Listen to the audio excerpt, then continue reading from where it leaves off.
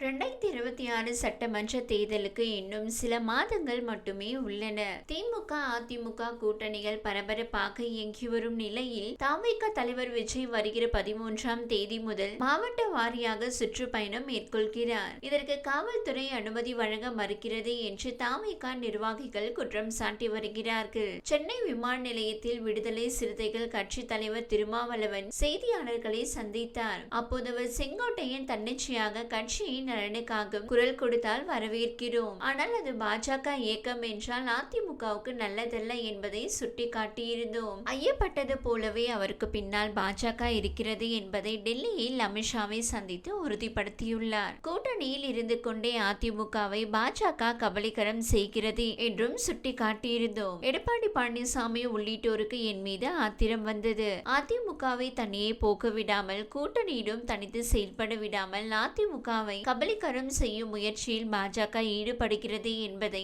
அதிமுக தொண்டர்கள் இப்போது உணரத் தொடங்கியுள்ளனர். எடப்பாடி பழனிசாமியால் நீக்கம் செய்யப்பட்ட ஒருவரை அமித்ஷா, நிர்மலா சீதாராமன் எந்த துணிச்சலில் பேசுகிறார்கள்? அதிமுகவின் தலைவர் எடப்பாடி பழனிசாமி அவரால் கட்சியில் இருந்து நீக்கியவரை அழைத்து அவர்கள் இருவரும் அரசியல் பேசுவதன் மூலம் அதிமுக மற்றும் அதன் தலைவரை என்ன நினைக்கிறார்கள், என்ன மதிப்பீடு செய்கிறார்கள், எந்த அளவுக்கு அதிமுகவை அவர்கள் நடத்துகிறார்கள் என்பதை நாட்டு மக்களும் அதிமுக தொண்டர்களும் உணர வேண்டும். இதற்கான துணிச்சல் எங்கிருந்து வந்தது என்று தெரியவில்லை. எங்கள் கட்சியின் மறுசீரமைப்பு நடவடிக்கையில் கவனம் செலுத்தி வருகிறோம். சுமார் 22,000 பேர் பொறுப்புகளுக்கு விண்ணப்பித்துள்ளனர். அந்த விண்ணப்பங்களை எல்லாம் கணினி மயப்படுத்தியுள்ளோம். விரைவில் 234 தொகுதிகளுக்கு தொகுதி மாவட்ட செயலாளர்கள் மற்றும் பொறுப்பாளர்கள் நியமிக்க உள்ளோம். இதற்காக குழு அமைக்கப்படும். அந்த குழுவில் உள்ளோர் கலந்தாலோசனை செய்து நிர்வாகிகளை நியமனம் செய்வார்கள். இந்த பணிகள் எல்லாம் நிறைவடைந்த பிறகுதான் என்னுடைய மாநிலம் தழுவிய சுற்றுப்பயணத்தை நான் திட்டமிட முடியும். திமுக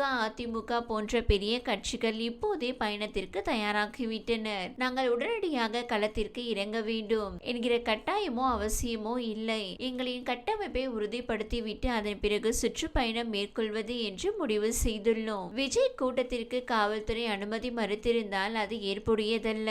ஜனநாயகத்தில் அனைவருக்கும் கருத்து சுதந்திரம், செயல் சுதந்திரம் உள்ளது. அந்த வகையில் அவருக்கு சுற்றுப்பயணம் மேற்கொள்ள அனுமதி வழங்கப்பட வேண்டும். ஆனால் எந்த காரணத்துக்காக அவரின் சுற்றுப்பயணத்திற்கு அனுமதி மறுக்கப்பட்டது அல்லது காலம் தாழ்த்தப்பட்டது என்பதை நான் இன்னும் அறியவில்லை. அதை அறிந்த பிறகு சொல்கிறேன் என்றார். இந்த வீடியோ உங்களுக்கு பிடித்திருந்தால் லைக் செய்யுங்க.